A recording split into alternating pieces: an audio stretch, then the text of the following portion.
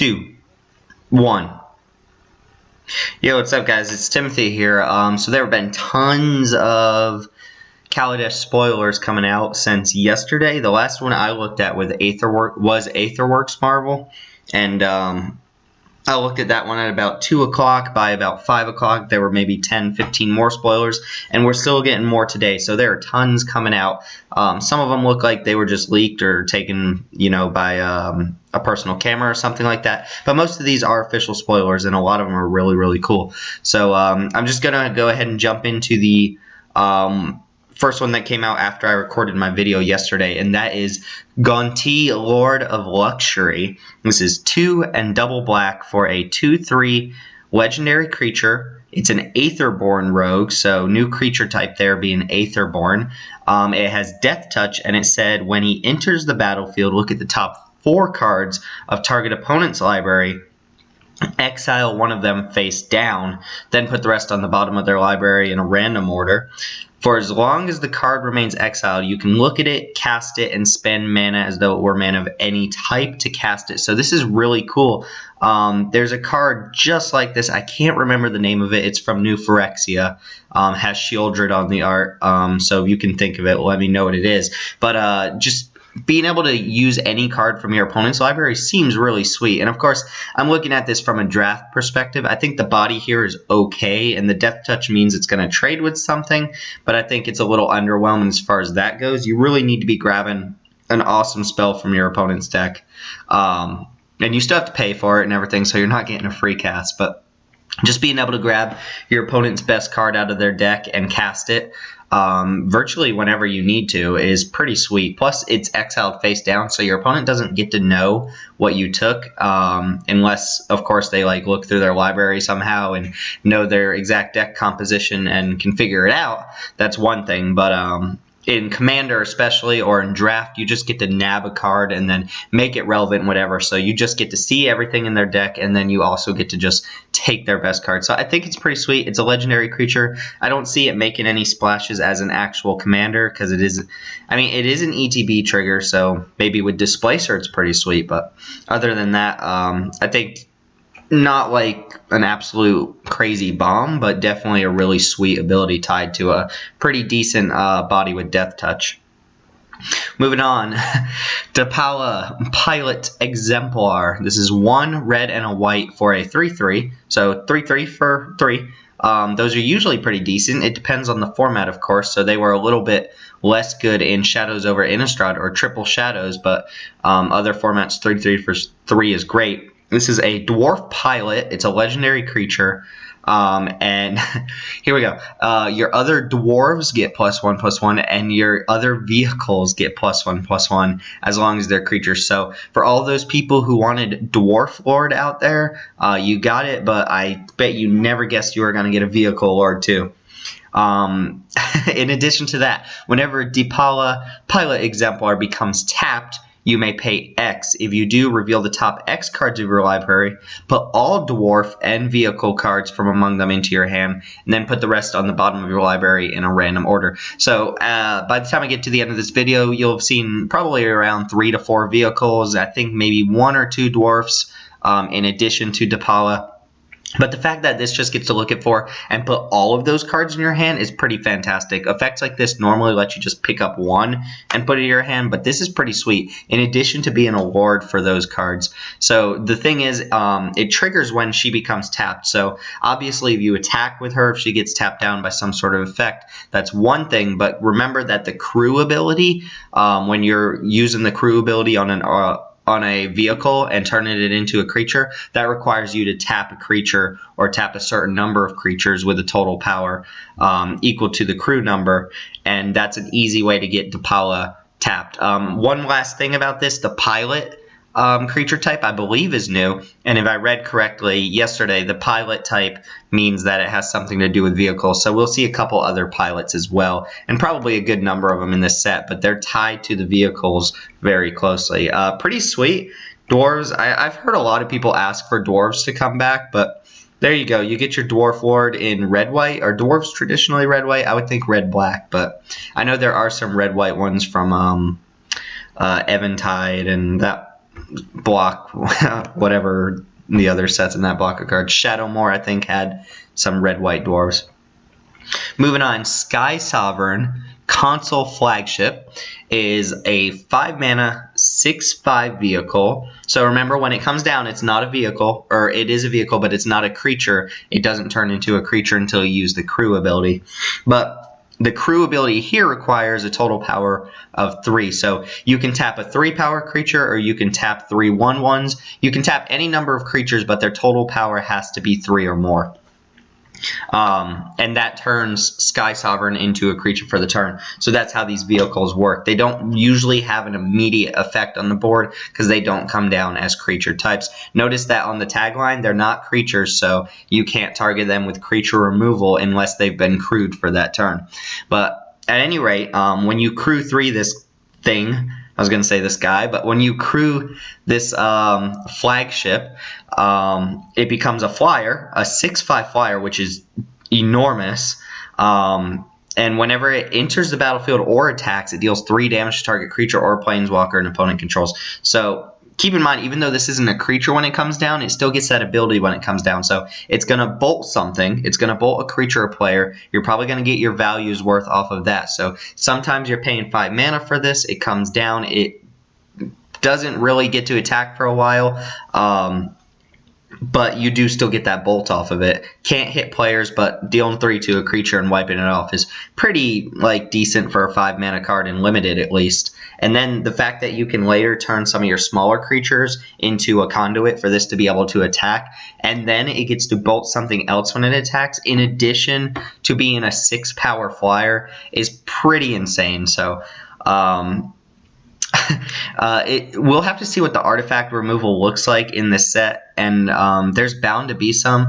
But keep in mind, they wouldn't make a heavy artifact themed set and then also print a number of cards that completely hose artifacts. The same way, in Shadows over Innistrad, they really focused on Delirium, so they also didn't give us a mass graveyard wipe. It just seems counteractive. So I wouldn't anticipate there being mass artifact removal, but there's definitely going to be some sort of targeted artifact removal, which makes cards like this a lot worse, but or at least not worse, but easier to deal with. But as is, this card looks incredible. It comes down, probably kills a creature, and then for the investment of a couple creatures, turns into an absolute monster, killing more creatures, dealing tons of damage. Reminds me kind of, not really similar in power level, or really even, the total design of it, but kind of like Cloud Goat Ranger, where you're using some of your other creatures to turn one of your creatures into a big monster. I really like the design of it. I think it's pretty sweet, and I'm glad the vehicles aren't just limited to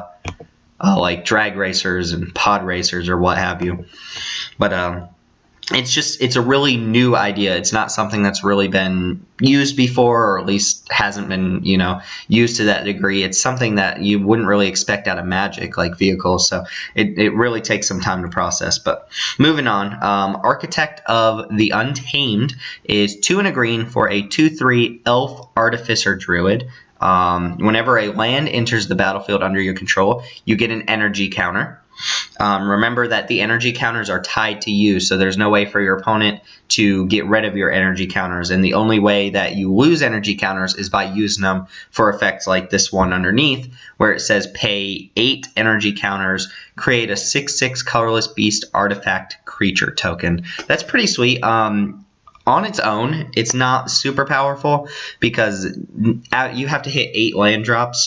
If this is the only card in your deck that cares about energy counters, or the only one that can create energy counters, it's very, very unlikely that you're going to hit 8 land drops and get that 6/6. And even then, by the time 8 turns have passed and you've accumulated 8 counters, a 6/6 is an okay payoff for that. But you really need a way to generate a ton of charge counters for this to actually be a huge busted bomb, but I'm sure we'll see tons of ways to do it. The set has only just been dipped in so far, about 30 cards, and we've already seen a couple ways to generate charge counters. But remember that the charge counters you make off of one card can be used for anything that requires charge counters. So even though I may not be making 6/6s off of this chick, I can still use her landfall ability to make charge counters and then use those counters to fuel other cards that need them. So on its own, it's like a decent vanilla stats, but it's got potential depending on what other cards there are to make charge counters. And remember, we also saw this Aetherworks Marvel, which I just want to point out again because it's a really neat way to just generate these I keep calling them charge counters, energy counters over time. Charge counters are a thing and they are different, so my fault.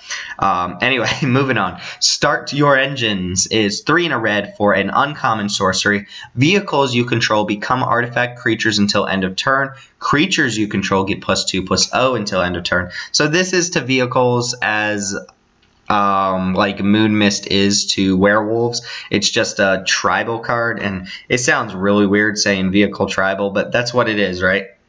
But this allows you to turn all of your vehicles into creatures for the turn without having to crew them. And remember, crewing something requires you to tap a creature down, so you're essentially making a bigger creature by removing a creature from combat for the turn. And then this gives all of your creatures +2/+0, not just the vehicles. And from what I've seen, the vehicles are pretty strong. We already saw 2. Granted, one of them was a mythic, but that was a 6-power flyer, and the other one was a 6-power creature for 4.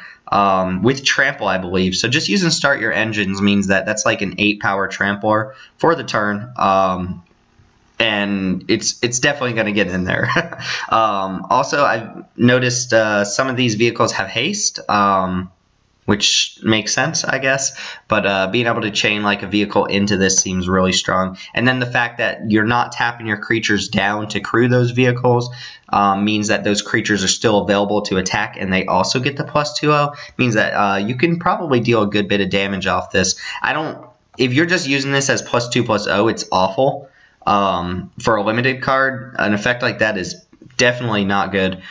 But if the vehicles turn out to be super powerful, and I've already seen a couple that fly, then this might be a good kind of trump card or a good finisher. Again, it's kind of hard to say how likely it is to have a vehicle deck, but it's way too early to really make a judgment call on how powerful this card will turn out. Anyway, Speedway Fanatic Speed Racer here is 1 in a red for a 2/1 with haste. And it is an uncommon. It is a pilot. Remember, pilots have something to do with vehicles. And whenever Speedway Fanatic crews a vehicle, the vehicle gains haste until end of turn. So this is pretty neat. You can play this on turn 2, get a swing out of it, hopefully. And then on additional turns, you can play vehicles, use Speedway Fanatic to crew those vehicles immediately, and then those vehicles get to attack right away. So the reason that I don't like really early game aggressive creatures like this, even though they have haste, is that they drop off super quickly in a game of limited.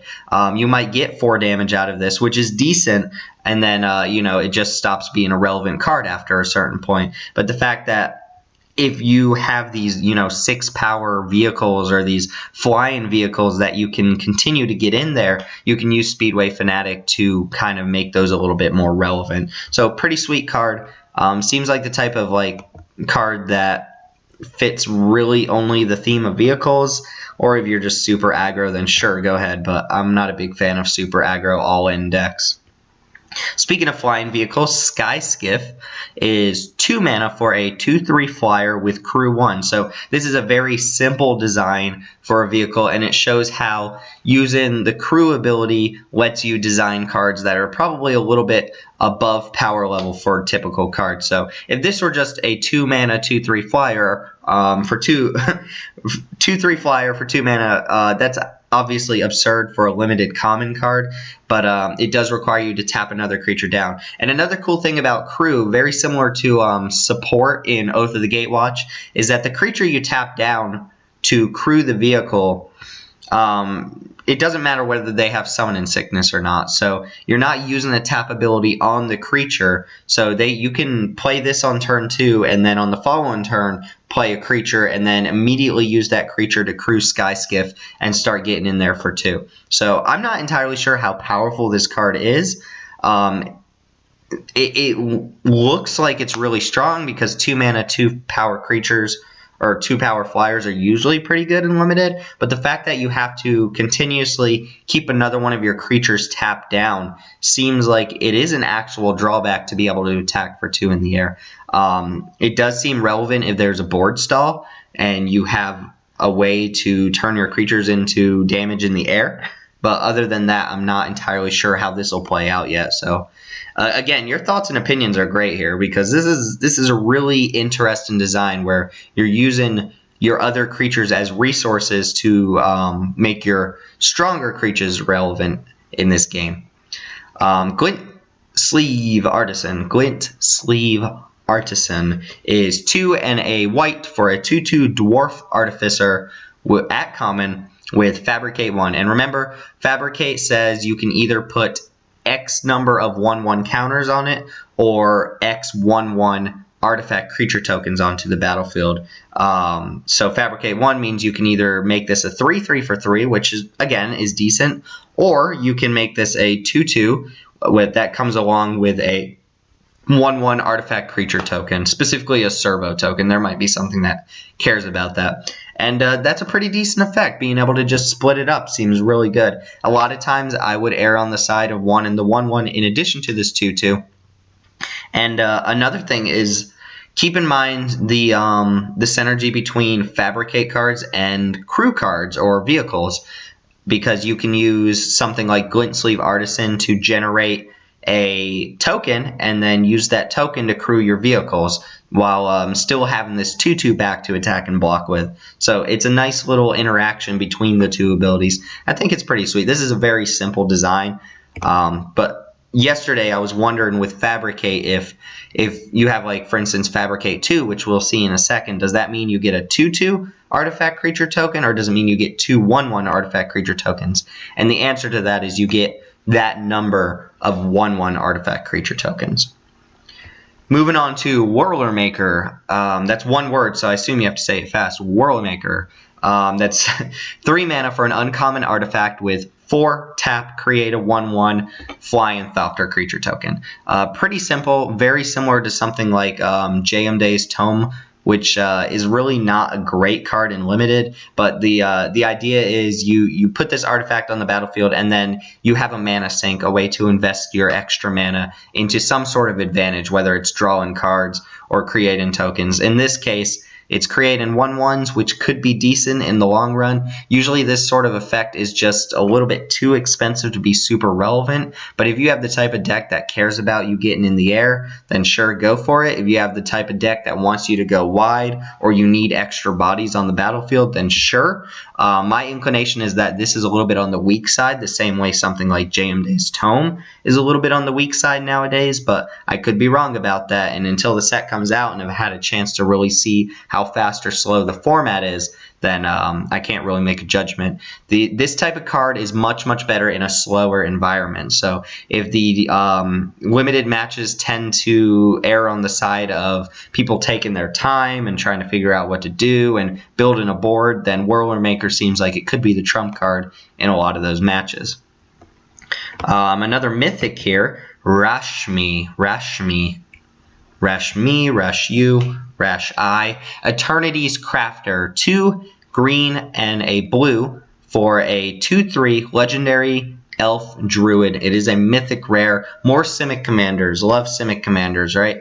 Can't get enough of them. But whenever you cast your first spell each turn, remember that's if you cast a spell on your opponent's turn, then that's your first spell each turn. But first spell each turn, reveal the top card of your library. If it's a non-land card with converted mana cost less than that spell's, you may cast it without paying its mana cost. If you don't cast a reveal card, put it into your hand. So this effect seems really neat, but that last part there about putting it into your hand, in my opinion, makes this really, really good. So essentially, worst case scenario, this says whenever you cast your first spell each turn, draw a card. which is fantastic. Like that's an extremely good effect already. And 4 mana 2/3, the body's not great, but this is just a card advantage machine, especially if you're in blue and you have combat tricks and you have counter spells and you have bounce spells and interaction, because that means you're casting spells on your opponent's turn. And the fact that you can sometimes get a free card off of this is pretty sweet. So it's kind of like a cascade ability, but it only looks at the top card of your library. It doesn't dig until you find something. So cast a 5 mana spell, then you flip the top card of your library. If it's 4 mana or less, you can cast it immediately. And if you can't cast it, that means it's probably a land that you're just putting into your hand, or it's like a 6-7 mana card that's higher and it's going to have more impact, and you get to just stick it in your hand and have it for later. The fact that you never lose anything off of this seems really, really good, and I'll be super excited to see how it plays out. I feel like this is the type of card in Limited that if it sticks, you can just win a game off of pure card advantage. I complain a lot when people say things like, oh, well, how can I possibly beat Ancestral Recall? Like, they're drawing 3 cards. Well, drawing 3 cards doesn't mean anything if all your cards suck, right? But if you have if you have a good Limited deck, or even like halfway decent creatures in your deck, then grinding someone out through pure card advantage is probably going to do the trick. And this is most of the time going to draw you at least 1 to 2 extra cards per turn cycle, which seems ridiculous in a game of Limited. Yeah, it's strong. Trust me, it's really strong. All right, moving on. Enough about Simic Commanders. We have enough of those, by the way. Stop printing Simic Commanders. Aether Storm Rock. 2 double white for a 3/3 bird. It's a rare with flying. Whenever it or another creature enters the battlefield under your control, you get an energy counter. So it seems like a pretty decent way to get an energy counter. You're always going to get at least 1 off of this entering the battlefield. Whenever it attacks, you may pay 2 energy counters. If you do, put a 1/1 counter on it and tap up to 1 target creature defending player controls. All right, this is an extremely powerful card in Limited. I won't make a judgment outside of Limited. I'm not the best at like assessing cards for New Standard or anything like that. But in Limited, this is a very, very powerful card. So the idea is you play this on turn 4. You have 1 energy counter, in addition to any other energy counters you might have from previous creatures, previous spells. And then hopefully on turn 5, you get to jam another creature, which gives you 2 energy counters. And then when this attacks, it attacks as a 4/4. You get to tap a creature the opponent controls. You're getting in there like with this and anything else. This is just incredibly powerful. And it doesn't just get +1/+1 for the turn. It turns into a counter. So this thing just gets bigger and bigger. And the more creatures you play, the more effective it gets. Being able to tap down creatures on the ground by attacking with your flyer seems incredible. This is like an extremely powerful card. And then it has the default of being just a 4 mana 3/3 flyer, which already is good. In my opinion, a 4 mana 3/3 flyer is a solid good card, like a 3 out of 4 at least. And with upside, easily becomes like a 3.5 out of 4 or something like that. So if white has a lot of ways to generate energy counters, in addition to the ones you already get just by putting creatures on the battlefield, then this card gets really good. Keep in mind, fabricate cards, like that dwarf we just saw, the Glintsleeve dwarf. He makes 2 bodies if you fabricate, right? So if you play Aether Storm Rock, and then you follow up with a fabricate creature, you're putting 2 bodies out, you're getting 2 counters, and it's an easy way to make sure that you're able to activate this attack ability repeatedly, and then you should have no problem winning a game at that point. I do feel like there's going to be a lot of like Thopters flying around and stuff like that, so maybe this is the type of format where there's an above average number of flyers, but even in that case, like this thing just gets bigger and just jams in there, also clearing the way for your other creatures, so it seems great. Aether Trade wins. Pretty sure this is a reprint. Not sure what from what set, but it's 2 and a blue, instant at common. Nice new artwork on it. You bounce a permanent your opponent control, or I'm sorry, you bounce a permanent you control and a permanent you do not control. So a great way to rebuy enter the battlefield triggers while also disrupting your opponent. Also worth noting that it can bounce lands. There have been times where cards like this can just get your opponent, if they're stuck on 2 lands, then you can bounce, like a creature with an ETB trigger and then send something back. on your opponent's side of the field. So as far as flavor goes, this makes perfect sense. If there are fantastic ETB triggers, then this is great. There is a lot of token generation in this set as is. You can tell it's focused on generating creature tokens and creating creature tokens. So being able to bounce your opponent's creature token and then also bounce, say, your fabricate creature and then replay your fabricate creature and then get another token off of that seems like the type of card that really fits into certain shells and decks. Like white-blue is the type that really takes advantage of cards like this because white usually gets a lot of really good enter the battlefield triggers. Moving on to cards I don't care about but have some really funky art. Tasseled Dromedary. I don't know what Dromedary is, but I'm pretty sure it's on another Camel card, so maybe it's just like a fancy word for camel. But this is a 1 white 0/4 with like a brick of flavor text. It's Yoked Ox, and I could care less about Yoked Ox, but it is the type of card that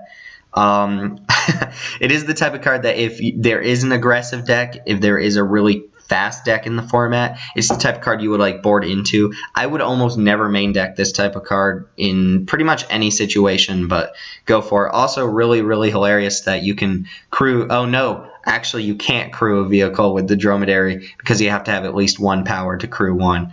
So it's useless there too. Tasseled Dromedary cannot crew your vehicles. But anyway, moving on. Terror of the Fairgrounds is 4 and a red for a 5/2 Gremlin. I feel like Gremlin creatures already exist. Maybe I'm wrong, but this is just Cobblebrute or Hulking Devil, again, with a different creature type. So a functional reprint of those cards. They're pretty bad in the formats they're in, and I can't really see anything in this format that leads me to believe this would be any better here, but sometimes they serve a purpose. They're not, like, unplayable, but they're not good either. Just a 4-mana 2 toughness creature that hits really hard can be good, but the fact that it just trades with your opponent's 2-drop just makes it really unnerving. And that art, though, like, very interesting. Sorry, I'm really bad at scrolling and not backing up. What are we doing, computer? Why are we doing this? All right, thank you. Moving on. Curio Vendor. Not even going to click it. Just another vanilla card. I guess... I don't know if we're going to have a vanilla card in every set, but 1 and a blue for a 2/1. Sure, it's a Vidalcan. Maybe that's relevant. Is this... I remember reading something about blue not having bears because we just got that Falcon Wrath card in Eldritch Moon and people were like, oh, red bears, this is fantastic, but like the card still sucks. And Curio Vendor is pretty much the same thing in blue, so I don't know, maybe it's the advent of blue bears, but it's not a great card, but it is filler. Like, you'll play it sometimes if you need a 2-mana creature, and it still trades profitably with other 2-mana creatures, so sure, Vidalcan's a Curio Vendor. That's all I got to say for that one. All right, Fleet Wheel Cruiser, really cool art, right? Doesn't look like a Magic card at all, but it is. This is a 4-mana rare vehicle with crew 2, so you have to tap up to 2 creatures with a total power of 2. So you can tap a single 2-power creature, or you can tap 2 1/1s. However it works out, as long as the total power of the creatures you tap equals 2 or more. And then it becomes a 5/3 with trample and haste, and when it enters the battlefield, it becomes an artifact creature until end of turn. So that's pretty sweet. This seems like a really cool card, and it's actually not really a new design. Think of cards like Dust. Hold on, it's probably down here. It's not down here, but Dust Stalker from Battle for Zendikar was a 5/3 haste creature with a little bit of a drawback in that it could bounce back to your hand if you didn't have a colorless creature on the battlefield. And this is very similar. So think of this as a 5/3 haste creature with trample. The trample's decent on 5 power that gets to slam in the turn it comes down because it becomes an artifact creature with its own ability. And then on following turns, you have it to you have the ability to use some of your weaker creatures to turn this into a beater again. I don't think this is a blow-away bomb, but it is pretty strong, and it's the type of card that if your opponent's tapped out and they weren't expecting a haste creature, you just get to lava axe them, and then you get to keep something on board with the potential to deal more damage later on. So I really like the artwork. I will be honest, I'm a huge fan of this border on the vehicle cards. I think it looks awesome. Like the gold and silver together looks great, but that's just me. It also looks like there aren't any vehicles with color identities, so they're just colorless cards, which could be relevant. We're still coming out of a standard format that has colorless cards, and we'll still have Battle for Zendikar around. We'll still have Eldritch Moon around. So we do have colorless matters stuff in our set still. And if Delirium continues to be a thing, if Emrakul continues to be a thing, then there is potential for these artifacts in those kind of decks as well, because they do care about artifacts in the graveyard. Maybe not vehicles, but maybe something else from the set. Moving on to Sky Ship Stalker. This is 2 and double red for a 3/3 flyer at rare. It's a dragon. And already fits my baseline for a good flyer. I said the same thing about a rock, but 4 mana 3/3 flyers are usually good.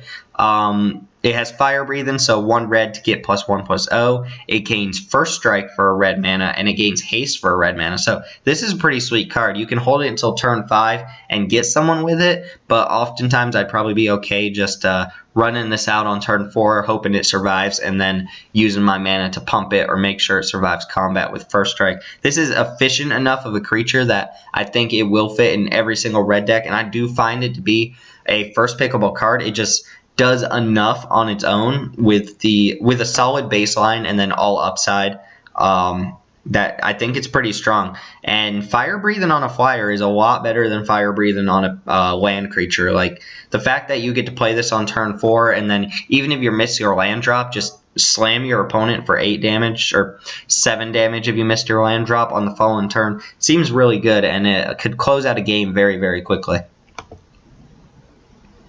Alright, enough dragons. Cultivator of Blades. This is the top 8 game day promo. Hence the full art and the use of the game day at the bottom. But what we're looking at is 3 and double green for a 1/1. Fantastic. Stop there. 3 double green 1/1 for an Elf Artificer, obviously a rare with Fabricate 2. So just a very quick reminder, that means you can either have this come in as a 3/3 or you can have it come in as a 1/1 in addition to 2 1/1 artifact creature tokens. On its own, neither of those options are very good for 5 mana. When it attacks, you may have other attacking creatures get +X/+X until end of turn, where X is Cultivator of Blades power. So a couple notes here. If you fabricate this and put 2 counters on it, it means whenever this attacks, all of your attacking creatures get +3/+3. So kind of an overrun type effect without the trample. Means that all of your creatures are slamming, all of your creatures are threats, and your opponent's going to have to deal with that very quickly. On the other side, if you spread it out a little bit more and you make the tokens, when this attacks, all of your attacking creatures get +1/+1, since this thing's power is 1. Which seems like the worst option here, depending on what your board is when you play this creature. So if you already have a lot of creatures on the board and then you play this, you might just put counters on it and hope it survives to be able to pump all your team. If your board is not looking so good, you might spread it out and then hopefully try to add up and take advantage of its ability a little later on. It is nice that if you pump this thing, then those pumps translate to its ability. So if there's like a giant growth and you give this +3/+3, that's essentially an additional +3/+3 on all your attacking creatures for the turn, which seems pretty good. And then final note I'll make for this card is that in Two-Headed Giant, this is worded so that it also pumps your partner's attacking creatures, because you guys make attacks simultaneously, and then this attack trigger will give all attacking creatures a boost. So be on the lookout for this for Two-Headed Giant. It seems pretty sweet. I think the card's probably a little weaker than it has the potential for, but it also depends on the pumps in this format. And, you know, it's got potential. I see a couple new cards up here I haven't seen yet, but let's go ahead to this big guy here, because this card seems incredible. Verus Gearhulk is 3 and double green for a 4/4 mythic artifact creature, construct creature type with trample. When it enters the battlefield, distribute 4 1/1 counters among any number of target creatures you control. So process that for a second and then tell me how insane it is. In my opinion, that is incredible. That is huge. That is like exactly what green wants, is just a giant thing. And this is like the most giant creature I can think of in recent memory. This is like on its base, if you just slam this on an empty board, it's a 5 mana 8/8 trampler, which is huge. Like, that's gigantic for 5 mana. And the fact that you can split it up, just 5 mana 4/4 trample would already be an okay playable card.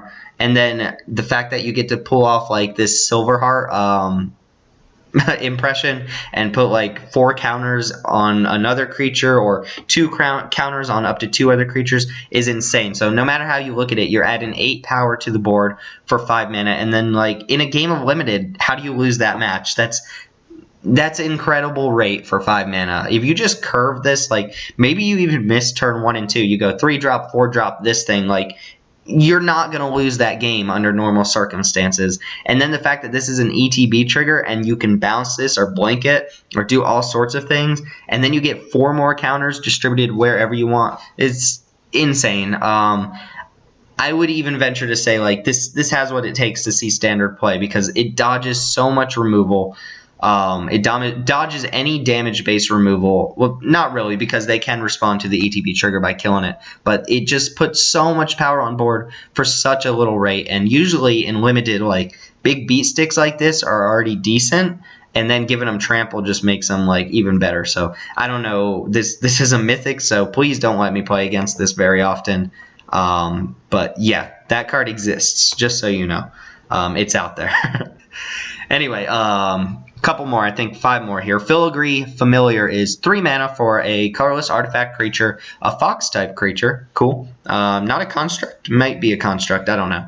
But when it enters the battlefield, you gain 2 life. When it dies, you draw a card. This is perfect. This is pushing what an uncommon can do without doing too much. Like, if this were a 3/3 or a 3 mana 2/2 that just gained you 2 life when it enters the battlefield, I would be okay with that and I would probably play it. If this was just a 3 mana 2/2 that drew me a card when it dies, I would still play that. In fact, Exulting Cultist from Eldritch Moon is that same thing. Granted, it's in a format with a merge, but whatever.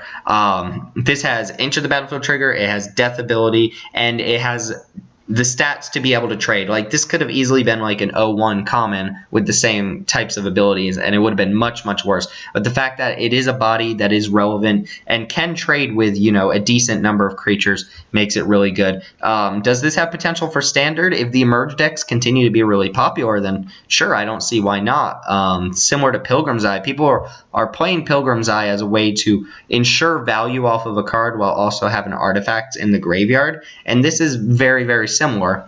Maybe a little different than Pilgrim's Eye, but that 2 life matters too. Like, a creature that enters the battlefield, has a decent body, and gains you life is usually pretty decent. And if, you know, a good red deck pops up, then sure, I'm all for it. I think the card's incredibly good, and I think Uncommon is well-deserved rarity for it.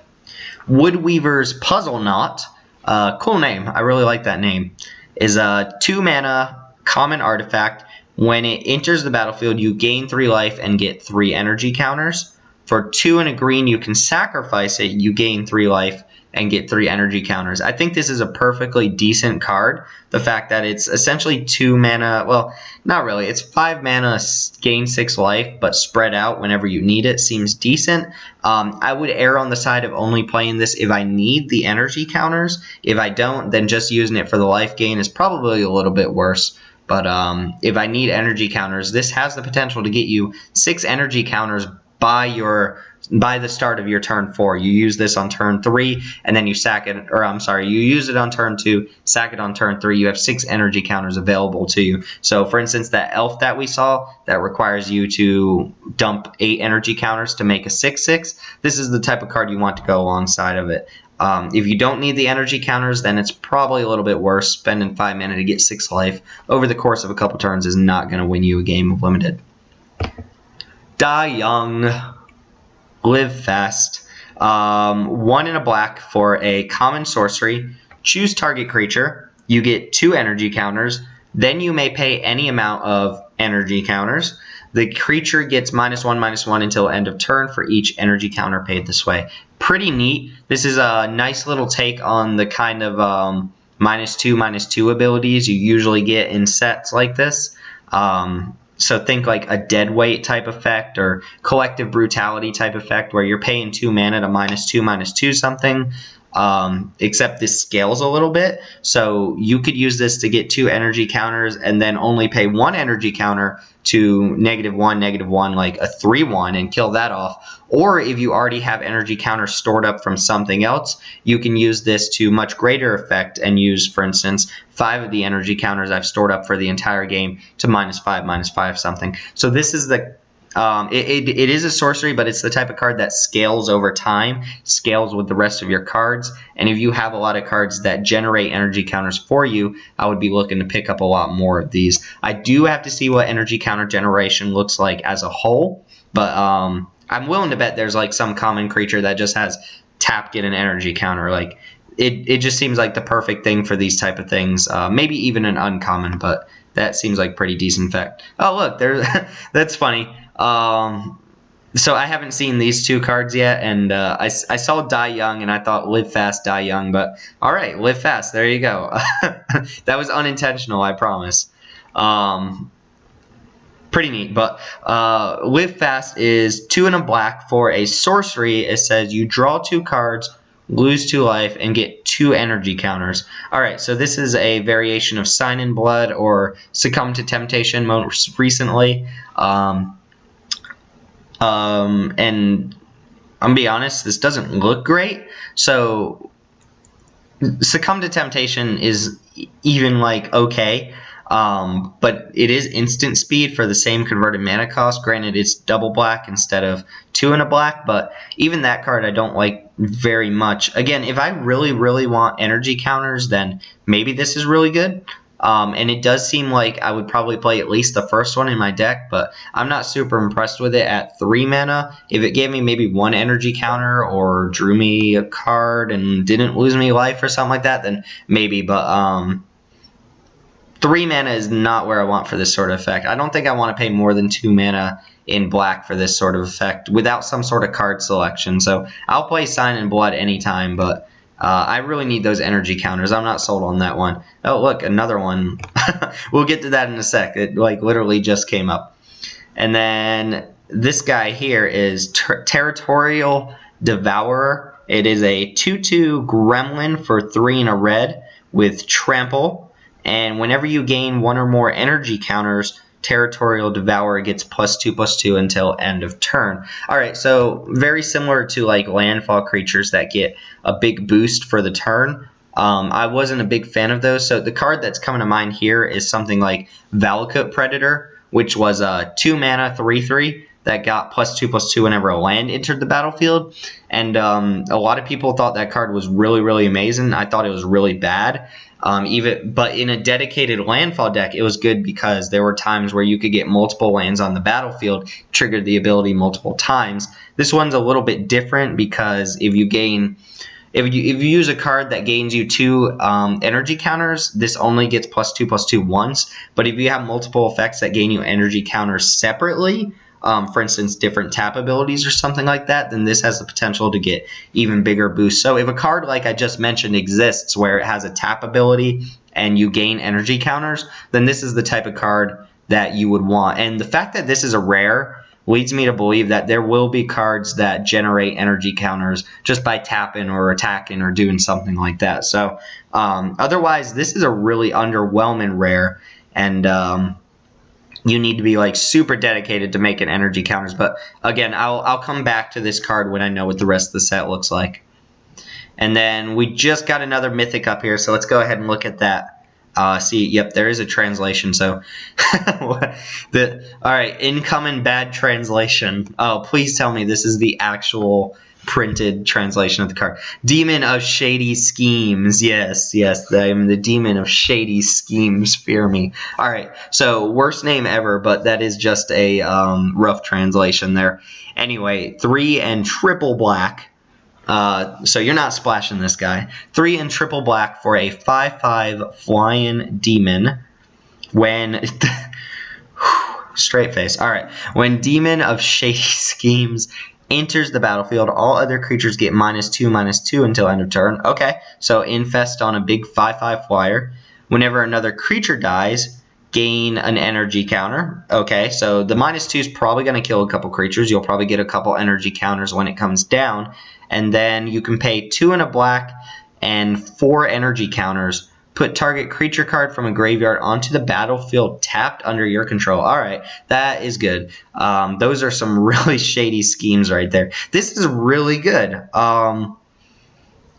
So whenever another creature dies, yeah. So for every 4 creatures that die, you get to put a creature from the graveyard onto the battlefield for, 2 and a black and those energy counters. But again, if you have a way to generate energy counters aside from just this creature, like imagine what you can do with it. Not to mention the power and toughness on this thing is huge for 6 mana. Like a 6 mana 5/5 flyer is probably going to dominate the game on its own. That's already a must kill. And then this just does so much for one card. Obviously a mythic. Like, huge power and toughness.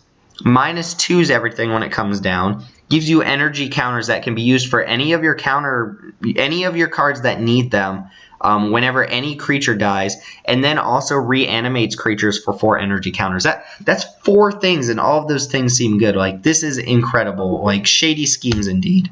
But anyway, I'm done here. It looks like my battery's about to die, so I thank you guys for watching. My name is Timothy. We'll talk about some more shady schemes next time. Also want to point out, apparently Gremlin is also Gremlin in Italian or Spanish or whatever language that is. But anyway, thank you guys for watching. My name's Timothy. I hope you're enjoying Kaladesh as much as I am right now. Don't get yourself into any shady schemes, and yeah, drive safely or whatever. Crew your vehicles, guys. Anyway, I'll see you guys next time.